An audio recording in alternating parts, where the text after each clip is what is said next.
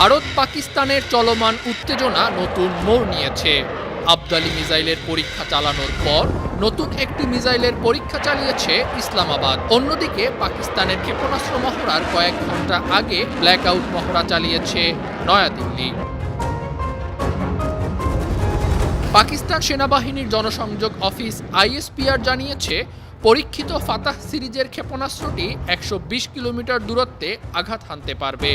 আর ইসলামাবাদের missile পরীক্ষা চালানোর কয়েক ঘন্টা আগে ব্ল্যাক আউট মহড়া চালিয়েছে ভারত। পাকিস্তান সীমান্তে পাঞ্জাবের ফিরোজপুরে ওই মহড়া চালানো হয়।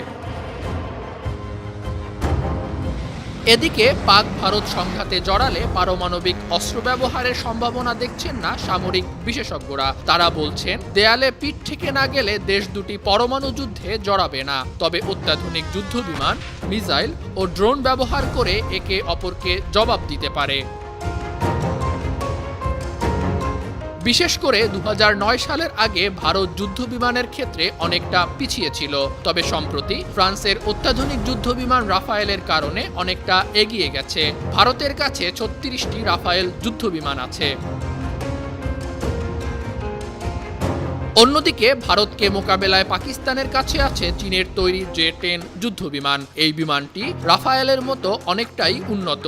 লন্ডন ভিত্তিক international institute for strategic studies জানিয়েছে, পাকিস্তানের কাছে ২০টি জে-10 যুদ্ধবিমান আছে।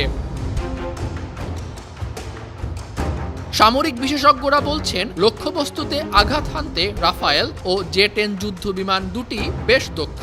রাফায়েল যুদ্ধবিমানের মিটিওর মিসাইল ব্যবস্থা শত্রুপক্ষের চোখ ফাঁকি দিয়ে সুনির্দিষ্টভাবে আঘাত হানতে পারে। অন্যদিকে পাকিস্তানের জে-10 যুদ্ধবিমানে আছে পিএল মিসাইল।